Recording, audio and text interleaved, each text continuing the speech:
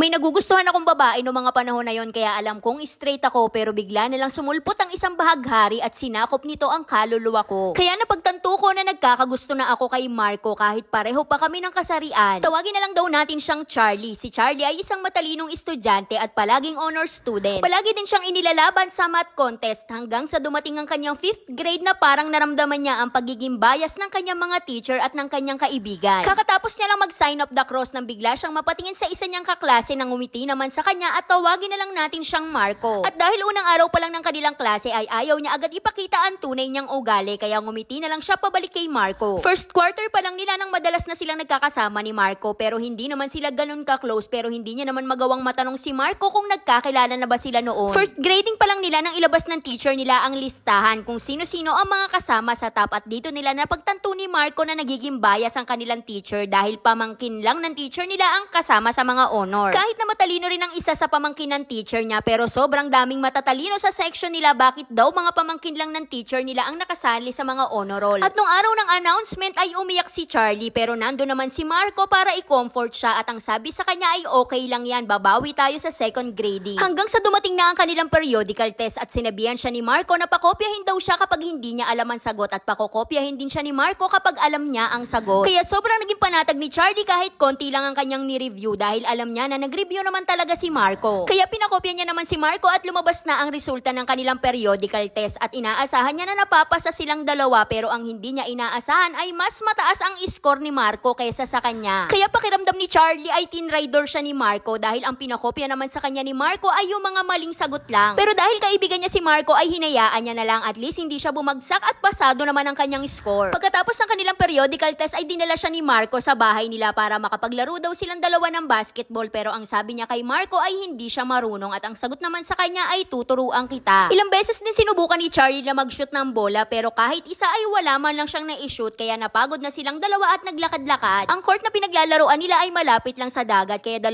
minuto pa lang silang naglalakad ay nakatanaw na sila ng isang barko. Kaya ang sabi niya kay Marco ay ang ganda pala ng isang malaking barko kaya ang sagot naman sa kanya ni Marco ay ngayong ka lang ba nakakita ng barko? Umoo naman siya kay Marco at pagkatapos nun ay nagkwentuhan na sila kung ano ang mga pangarap nila paglaki at ang sabi sa kanya ni Marco ay pangarap niya maging piloto. At hanggang ngayon ay alam ni Charlie na yun pa rin talaga ang pangarap ni Marco dahil yun ang nakalagay sa kanyang bio. Noong sumunod na araw ay nag-announce na ang kanilang teacher kung sino-sino ang pasok sa ranking ng second grading. Kaya laking gulat ni Charlie nang makita niya na top 2 si Marco sa listahan at siya ay hindi pa rin nakasali. Kaya pag-uwi ni Charlie sa bahay nila ay binlock niya agad sa Facebook si Marco at nag-post siya agad sa kanyang newsfeed na wag niyong kakaibiganin si Marco na kaibigan ko dahil siya ay chuchu-chuchu eme-eme. Kaya na makita ng ate ni Charlie ang kanyang pinost ay pinagalitan siya agad at pinabura sa kanya dahil baka siya daw ang makasuhan ng cyberbullying at sinunod niya naman ang kanyang ate. Pagkatapos nun ay parang nakonsensya si Marco sa ginawa niyang betrayal kay Charlie kaya hindi siya umattend ng second grading recognition. Dahil every quarter ay meron silang recognition at hindi man lang nag-abala si Marco na kunin ang kanyang certificate. Hanggang sa silang dalawa ay nag-away na ng malala at bonggang-bongga dahil nagbatuhan na sila ng mga masasakit na salita. Dumating din sila sa punto na sinira ni Marco ang sapatos ni Charlie at binato din siya ng ballpen sa ulo. Pero kahit isa sa ginawa sa kanya ni Marco ay hindi siya nagawang paiyakin bagko si Marco ang umiyak sa kanya dahil nasira ang kanyang ballpen. At nung araw naman ng birthday ni Marco ay chinat ni Charlie ang kapitbahay ni Marco at ang sabi niya ay pakibati niyo na lang ako kay Marco ng happy birthday. At sa ngayon ay 3 taon na ang nakalipas ay hindi pa rin sila magkasundong dalawa ni Marco dahil sobrang desperada ni Charlie na patunayan sa kanya na mas magaling siya kesa kay Marco. At isang araw ay bigla na lang nag-message kay Charlie ang isa niya pang kaibigan at sinabi sa kanya na paano kaya kung si Marco ang true love mo dahil may mga kasabihan na the more you hate, the more you love. At dito na naisip ni Charlie na paano ba talaga kung nagugustuhan niya na talaga si Marco at take note parehas po sila ng kasarian. Pero hindi niya kasi masyadong pinapansin si Marco noon dahil may crush siyang isang babae noong mga panahon na yon kaya hindi niya masyadong iniintindi ang feelings niya para kay Marco. Kaya sigurado si Charlie na straight siya noon pero bigla na lang nagbago ang kanyang mundo nang sumulpot ang isang bahaghari sa kanyang katawan at sinakop na ang kanyang kaluluwa. Sa ngayon ay grade 9 na si Charlie at magkaklase ulit sila ni Marco at nararamdaman niya ang feelings na hindi niya dapat maramdaman dahil ang galit na nararamdaman niya kay Marco ay napapalitan na ng pagmamahal pero hindi pa rin sila nagpapansinan. Hindi ko alam kung dapat ko na bang itigil ang pagiging competitive ko o go rebels lang. Pero isa lang ang sinisigurado ko dahil nagbago na ang feelings ko na hindi na po ako masyadong desperada na may mapatunayan. Hindi ko na kailangang ipakita sa kanila ang lahat dahil kontento na ako kung anong meron ako ngayon. Sobrang sarap lang talaga sa pakiramdam, yung pakiramdam na tinitingala ka bilang isang matalinong estudyante. Hindi lang matalino kundi pinakamatalino dahil napatunayan ko na mas magaling ako sa kanya dahil ang average niya ngayon ay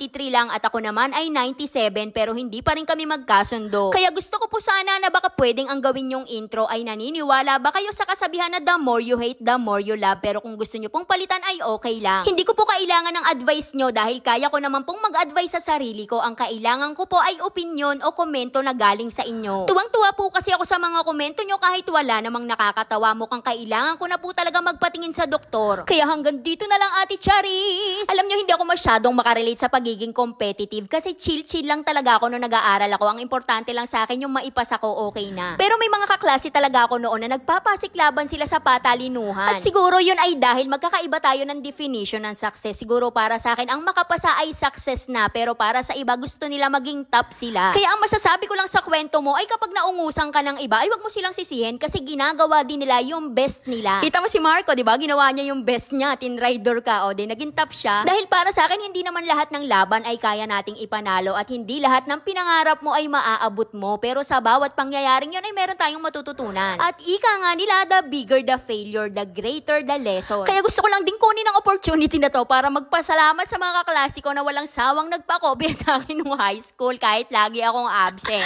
Lalo na sa mga teacher ko na pinabili ako ng aquarium at halaman, pati doormat at floor wax para lang makapasa. Hirap na hirap ako mag-aaral, di ba?